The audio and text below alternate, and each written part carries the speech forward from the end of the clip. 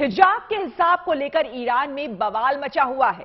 Iran की आधी आबादी महसा अमीनी की मौत को लेकर सड़कों पर है और खुलेआम ईरानी हुकूमत की आंखों में आंखें डालकर चुनौती दे रही है। यही नहीं, ईरान में हिजाब के खिलाफ प्रदर्शन हिंसक होता जा रहा है, लेकिन महिलाएं अब आर पार के मूड में हैं और वो किसी कीमत पर अपने पांव पीछे खींचने के लिए तैयार नहीं है।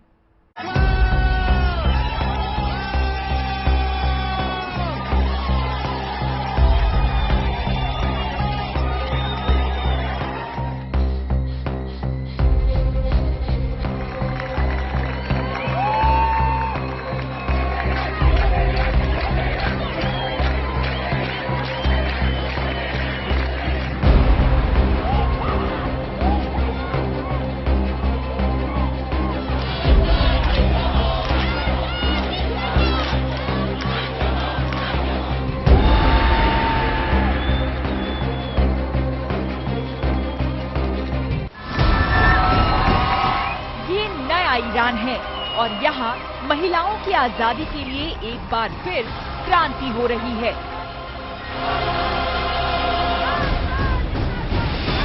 जिस ईरान में महिलाओं का पर्दे से बाहर आने की मनाही थी, वहाँ महिलाओं ने खुलकर आसमान को सिर पर उठा रखा है।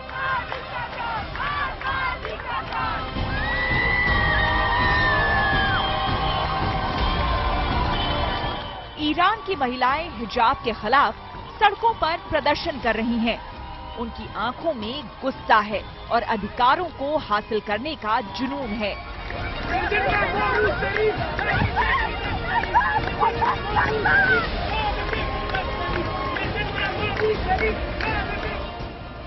शायद इसलिए हिजाब को लेकर बेहद सख्त कानून होने के बाद भी ईरान की महिलाएं महसा अमीनी की मौत पर गमजदा हैं।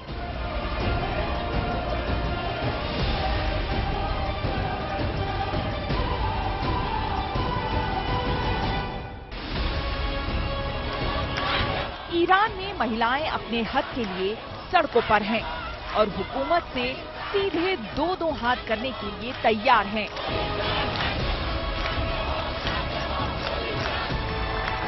जिस हिजाब ने अमीनी की जान ली, उस हिजाब के खिलाफ ईरान की महिलाओं ने हल्ला बोल दिया है। देखिए, ईरान की महिलाएं आर पार के मुड़ के ये पहली बार तो नहीं हुआ है। इससे पहले भी ईरान में इस तरह के आंदोलन होते रहे हैं। महिलाओं ने खास तौर पर वहाँ पर जो पुलिस है, जिसको उसका ईरानी नाम ध्यान नहीं आ रहा है, लेकिन वो मोरालिटी पुलिस ही करती है। वो ये तो काफी जब से शुरू हुआ है ये 1979 से, तभी से ये पुलिस वहाँ पर एक्टिव है और करती रहती है। और पिछले मेरे को याद है 30-40 साल में कभी कभी ये होता रहा है। ईरान में हिजाब जुल्म और सितम का निशान बन गया है, लेकिन अब ईरान में महिलाएं हिजाब को दकियानूसी बता रही हैं, क्योंकि हिजाब औरत की आजादी का सबसे बड़ा दुश्मन है। और इसी एक वजह ने समूचे ईरान को दो धड़ों में बांट दिया है। ईरान के शहरों में अब लोग बगावत पर उतारू हैं और पुलिस से भिड़ रहे हैं। नौजवान बेखौफ लाठियां खा रहे हैं, बावजूद इसके सीना तान कर हुकूमत को मुंह चिढ़ा रहे हैं। फर्क ये है कि देखिए, पिछली बार भी जब इस तरह के आंदोलन हुए, महिलाओं ने आवाज उठाई, तो आवाज उठी, चली कुछ देर तक, उसके बाद में आवाज बंद हो गई। जो ये एक मोरालिटी पुलिस थी वो थोड़ी धीमी पड़ गई, थोड़ी सी छूट दे दी। फुटबॉल स्टेडियम में जाने की इजाजत दी कभी कभी। तो ये देखने वाली बात ये है कि अभी जो हुआ है, ये आवाज उठी है, ये चलती रहती है या क्या होता है। ये ईरान के बारे में ये कहना बहुत मुश्किल है कि ये चलता रहेगा। तो हमें इंतजार करना पड़ेगा, देखते हैं कि किस रुख जाती है। अगर चलता रहता है तो एक बहुत बड़ा आंदोलन बन सकता है।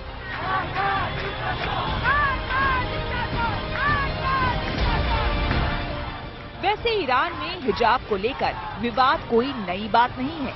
ये सिलसिला करीब एक दशक से जारी है, लेकिन इस बार पुलिस कस्टडी में 22 साल की महसा अमीनी की मौत ने एंटी हिजाब मूवमेंट को और ज्यादा भड़का दिया।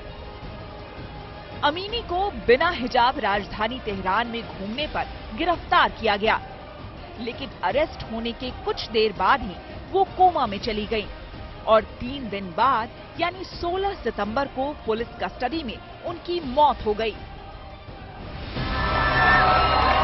लेकिन अब यही हिजाब ईरान के शहरों की गलियों में जलाया जा रहा है। चौराहों पर महिलाएं हिजाब उतारकर सरकार के खिलाफ ताल ठोक रही हैं। ये देखिए ईरान में किस तरह से लोग खुलेआम हिजाब को जला रहे हैं। जिस ईरान में महिलाओं पर तमाम पाबंदियां हैं, उसी ईरान में वो खुलकर हिजाब का विरोध कर रही हैं। इसे अपनी आजादी का सबसे बड़ा दुश्मन बता रही हैं।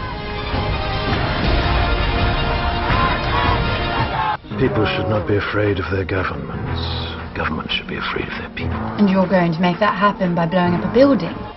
सड़कों पर ही नहीं बल्कि सोशल मीडिया पर भी अनोखे तरह से विरोध जताया जा रहा है। यहाँ महिलाओं ने वीडियो शेयर किए हैं जिसमें वो खुद अपने हाथों से बालों को काटते हुए नजर आ रही हैं।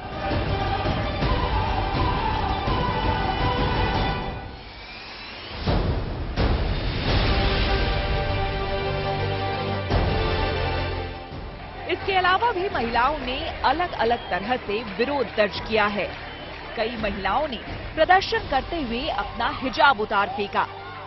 ईरान में महसा अमीनी की मौत पर महिलाओं ने सड़कों पर उतरकर विरोध किया, लेकिन उनके तौर तरीकों ने एक अलग तरह की आग सारे ईरान में लगा रखी है।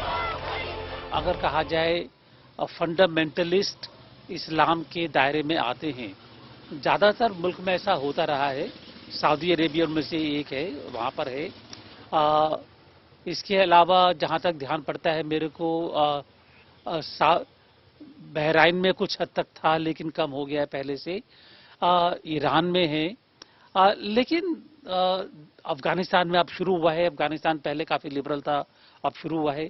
लेकिन देखने वाली बात यह है कि धीरे धीरे करके जहाँ पर भी शरीयत का भी एक कायदा चलता है, धीरे धीरे महिला को छूट मिलती जा रही है।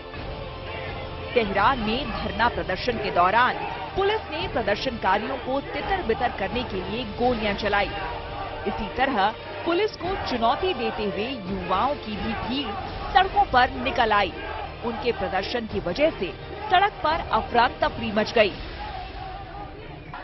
प्रदर्शनों का ये सिलसिला महसा अमीनी के शहर ताकीज से शुरू हुआ और देखते ही देखते ईरान के कई शहरों तक जा पहुंचा।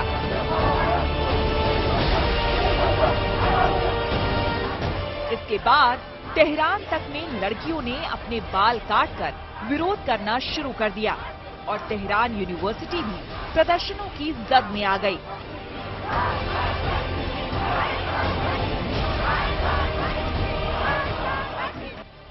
प्रदर्शनों के दौरान ईरान के सर्वोच्च धर्मगुरु अयातुल्ला खामनेई की मौत के नारे लगाए गए। इससे अंदाजा लगाया जा सकता है कि हिजाब के आग की आंच कहां तक पहुंच रही है। ईरान की ये नई क्रांति बता रही है कि महिलाएं इस बार आर पार के मूड में हैं और ईरान के कट्टर धार्मिक कानूनों के तले इस बार इनकी आवाज को दबाना मुमकिन नहीं है। Bureau report, good news today. अब सवाल उठता है कि आखिर ईरान में महिलाएं इतने गुस्से में क्यों हैं? क्या इसके पीछे की वजह महज महसा अमीनी की मौत है? और क्या हिजाब के खिलाफ चल रहा ये आंदोलन महसा की मौत की वजह से शुरू हुआ? जी हां, इस आंदोलन की एक वजह महसा की मौत तो है ही, लेकिन आग पिछले कई सालों से सुलग रही थी, जो महसा की मौत के बाद आग बनकर धधक उठी।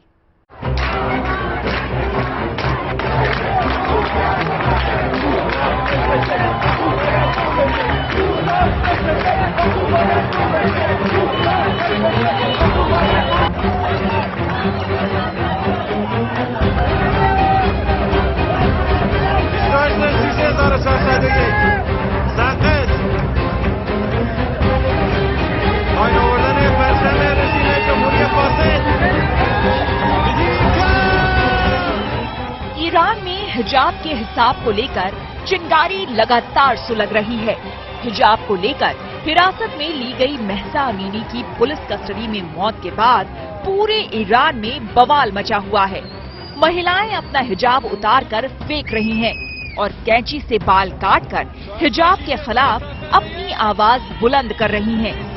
ईरान में महिलाओं ने जंग ऐलान करके साफ साफ कह दिया है कि हिजाब की बेड़ियां उन्हें मंजूर नहीं है। इसकी वजह से उन्हें अपनी जान क्यों देनी पड़ रही है। हालांकि हिजाब पर ईरान में चल रहा ये बवाल कोई नया नहीं है। दुनिया भर के कई देशों में हिजाब को लेकर विवाद हो चुका है, जिसमें भारत भी शामिल है। भारत में इस तरह के ह्यूमन राइट जो महिलाओं के अधिकार है उनके छीनने के खिलाफ आवाजें पहले भी उठती रही हैं, अभी भी उठे हैं। ये कोई नई चीज नहीं है। तो आवाज उठी है, अभी भी उठेगी। ग्लोबल मूवमेंट की बात तो तब है कि अगर इसके ऊपर पूरे विश्व में खाली भारत के अलावा बाकी देश भी आवाज उठाए और ईरान को मजबूर करें कि वो महिलाओं के अधिकारों का हनन नहीं करेंगे, तब वो एक ग्लोबल मूवमेंट बनेगा। अभी उसमें टाइम है।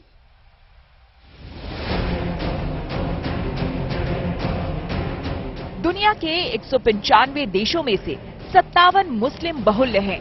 इनमें से 8 देशों में शरिया कानून का सख्ती से पालन होता है, लेकिन सिर्फ 2 देश ही ऐसे हैं जहां महिलाओं को घर से निकलने पर हिजाब पहनना अनिवार्य है। ये 2 देश हैं शिया बहुल ईरान और तालिबान के शासन वाला अफगानिस्तान। ईरान में इस कानून को तोड़ने पर महिलाओं को सख्त सजा दी जाती है। उसे 74 कोड़े लगाने से लेकर 16 साल की जेल तक हो सकती है।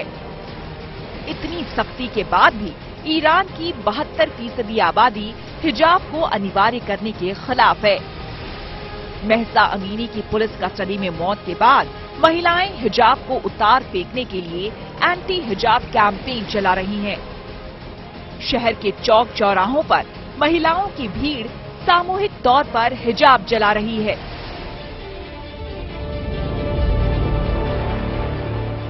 हालांकि 43 साल पहले तक ईरान ऐसा नहीं था।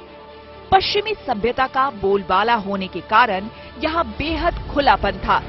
पहनावे को लेकर महिलाओं को कोई रोक टोक नहीं थी। महिलाएं कुछ भी पहनकर कहीं भी आ जा सकती थी। लेकिन 1979 ईरान के लिए इस्लामिक क्रांति का दौर लेकर आया। शाह मोहम्मद रेजा पहलवी को हटाकर धार्मिक नेता अयातुल्ला खामनेई ने सत्ता की बागडोर अपने हाथ में ले ली और पूरे ईरान में शरिया कानून लागू कर दिया। एक देश अफगानिस्तान और ईरानी ऐसे हैं जहां पर अभी पूरी छूटें नहीं मिली हैं। ईरान में शुरू हो गया है, उसका असर अफगानिस्तान में पड़ता है या नहीं पड़ता है वो देखा जाएगा। ईरान में हिजाब अनिवार्य होते ही विरोध प्रदर्शन का सिलसिला शुरू हो चुका था, लेकिन इस आंदोलन को असली हवा 2014 में मिली। दरअसल ईरान की पत्रकार मसीह अलीनेजाद ने लंदन की गलियों में टहलते हुए अपनी एक फोटो फेसबुक पर पोस्ट कर दी। अलीनेजाद की फोटो पर सैकड़ों ईरानी महिलाओं के कमेंट आए। महिलाओं के तमाम कमेंट्स को देखकर मसीह अलीनेजाद ने एक और फोटो पोस्ट किया। ये फोटो तब का था जब मसीह अलीनेजाद ईरान में थी। इसमें भी वो हिजाब नहीं पहने हुई थी। ईरान की महिलाओं ने भी बिना हिजाब के उन्हें अपनी फोटो भेजना शुरू कर दिया और इस तरह एक आंदोलन का जन्म हुआ। 2014 में हिजाब के खिलाफ विरोध के लिए माई स्टिल्थी फ्रीडम नाम से फेसबुक पेज बनाया गया। इस पेज के जरिए महिलाओं ने सोशल मीडिया पर मेरी गुम आवाज, माई फॉरबिडन वॉइस, हिजाब में पुरुष, मेन इन हिजाब, मेरा कैमरा मेरा हथियार, my camera is my weapon जैसी कई पहल की। मई 2017 में व्हाइट वेंसडे यानी सफेद बुधवार अभियान चलाया गया। इस अभियान में शामिल महिलाएं हिजाब के खिलाफ सफेद कपड़े पहनकर विरोध करती हैं। इस अभियान से दुनिया भर के करीब 70 लाख लोग जुड़े हुए हैं, जिसमें से 80% ईरान के हैं। वैसे तो कई फीमेल एक्टिविस्ट अपनी जान दांव पर लगाकर ईरान की महिलाओं के अधिकार की लड़ाई लड़ रही हैं, लेकिन इल्नाज जरबर का नाम इस फहरिस्त में सबसे आगे है।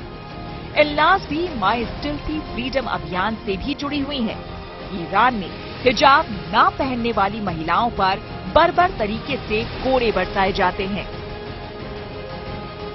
12 जुलाई 2022 को ईरान की एक्ट्रेस रोशरो को हिजाब ना पहनने पर गिरफ्तार किया गया। कई दिनों तक टॉर्चर कर उनसे नेशनल टीवी पर माफी मंगवाई गई। 8 मार्च 2018 को तेहरान में एक महिला ने हिजाब के खिलाफ विरोध जताया और अपना हिजाब उतारकर छड़ी के सहारे टांग दिया। उस महिला को 2 साल की सजा सुनाई गई और 3 महीने तक उसे पैरोल तक नहीं मिली। 2 फरवरी 2018 को ईरान की पुलिस ने सार्वजनिक जगह पर बिना हिजाब के घूम रही 29 महिलाओं को गिरफ्तार किया। ईरानी पुलिस ने इसे विदेश में रह रहे ईरानियों के दुष्प्रचार का हिस्सा बताया। हिजाब पर तमाम देशों में हर बार अलग अलग तरह की बहस छिड़ती है। आमतौर पर हर जगह विवाद इसी पर है कि हिजाब पहनने को लेकर आजादी मिलनी चाहिए या नहीं, या फिर कुछ देशों में इस बात को लेकर भी बहस होती है कि हिजाब अपनी मर्जी से पहनने दिया जाए, यानी हिजाब की अनिवार्यता नहीं होनी चाहिए। Bureau report, good news today.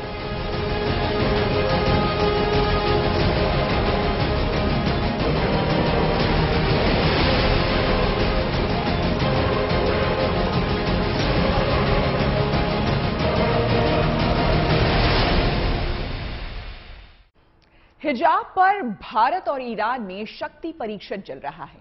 हालांकि ईरान एक इस्लामिक देश है, वहां महिलाओं पर हिजाब जबरन थोपा गया है, जबकि महिलाएं हिजाब नहीं पहनना चाहती हैं। वहीं भारत में सुप्रीम कोर्ट में हिजाब के समर्थन में दलीलें दी जा रही है और मजहब से जोड़ने की कोशिश भी की जा रही है। लेकिन सवाल है कि ईरान में हो रही एंटी हिजाब क्रांति से भारत सबक लेगा।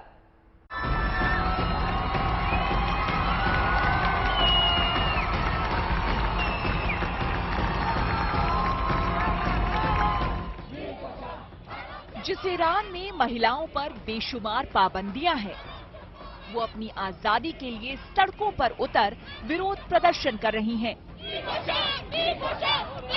हिजाब को अपनी आजादी का सबसे बड़ा दुश्मन बता रही हैं। वहीं भारत में हिजाब को महिलाओं की आजादी से जोड़ा जा रहा है। हिजाब के समर्थन में मुस्लिम पक्ष पूरी ताकत से खड़ा है और इसे धर्म से जोड़कर जायज ठहराने की दलीलें दे रहा है। ये अपने आप में बेहद चौंकाने वाली बात है कि जिस हिंदुस्तान में महिलाओं को अपनी पसंद के कपड़े पहनने की छूट है, घूमने फिरने की आजादी है, उस हिंदुस्तान में हिजाब के हक में प्रदर्शन हो रहे हैं। लोग अपनी बेटियों को हिजाब पहनाकर स्कूल भेजना चाहते हैं। हिंदुस्तान में कर्नाटक से उठा हिजाब विवाद सुप्रीम कोर्ट तक जा पहुंचा है। हिजाब बैन के खिलाफ दाखिल अर्जी पर सुनवाई के दौरान सुप्रीम कोर्ट में ईरान का जिक्र हुआ। सॉलिसिटर जनरल तुषार मेहता ने दलील रखी कि इस्लाम में शुरुआत से हिजाब नहीं था, जब जस्टिस सुधांशु धूलिया ने कहा कि कुछ विद्वानों ने कहा कि मूल शब्द खिमर था और पर्शियन टेक्स्ट में ये हिजाब हो गया। इस पर सॉलिसिटर जनरल ने कहा कि मैंने कुरान नहीं पढ़ी है, मगर केवल कुरान में जिक्र होने भर से हिजाब इस्लाम की जरूरी परंपरा नहीं बन जाएगा। तुषार मेहता ने आगे कहा कि कई संवैधानिक इस्लामिक देशों में महिलाएं हिजाब के खिलाफ लड़ रही हैं। इस पर जस्टिस धूलिया ने पूछा कि कौन से देशों में। सॉलिसिटर जनरल ने जवाब दिया, ईरान। लिहाजा ये एक अनिवार्य धार्मिक प्रथा नहीं है और कुरान में जिक्र से ही ये जरूरी नहीं हो जाता। हाँ, इसकी इजाजत हो सकती है या ये आदर्श परंपरा हो सकती है। हिजाब का माना है पल्लो। पल्लो रहना है नहीं रहना है ये फैसला सुप्रीम कोर्ट दे। औरत सर पे पल्लो डाले या ना डाले, can Supreme Court say that? I want direct this one, whether ये lady can have pallu on the head और नॉट। सो इसके ऊपर आर्ग्यूमेंट करने से कोई फायदा नहीं है। वहीं इस हिजाब मामले में याचिकाकर्ता के वकील दुष्यंत दवे ने कहा कि हमें पसंद हो या ना हो, हिजाब पहनने का अधिकार नहीं छीन सकते।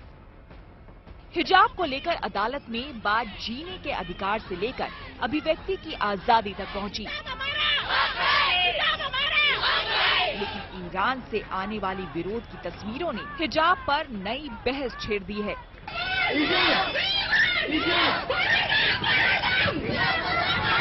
सोशल मीडिया पर लोग सवाल पूछ रहे हैं कि हिजाब और बुर्का महिलाओं की आजादी का प्रतीक कैसे हो सकता है। हालांकि ऐसा पहली बार नहीं है जब ईरान में हिजाब का विरोध हुआ हो, लेकिन जिस तरह से तेहरान घूमने आई महसा अमीनी को ठीक ढंग से हिजाब ना पहनने की वजह से पीटा गया और समय रहते इलाज नहीं दिया गया, उसने ईरान में भेदभाव और हर कदम पर अत्याचार का शिकार हो रही महिलाओं को विरोध से भर दिया। Bureau report, good news today.